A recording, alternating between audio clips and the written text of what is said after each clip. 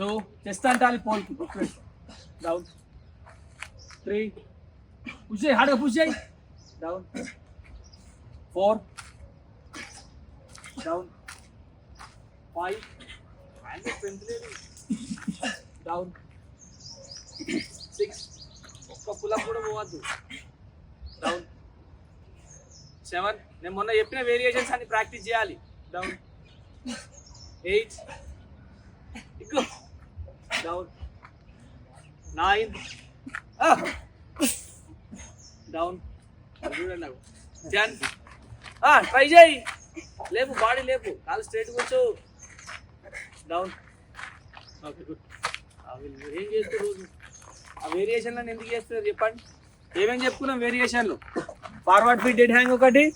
negative pull up ఒకటి zero pull up ఇంకోటి side to side pull up ఇవన్నీ ఏం చేసిరు మరి అవి చేస్తేనే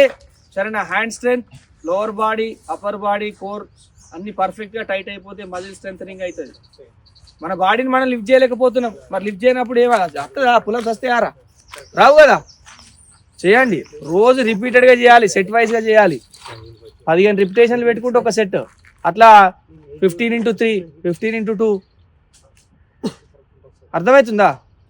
చేయాలి చేయకుంటే మాత్రం స్ట్రెంత్ అసలుకే రాదు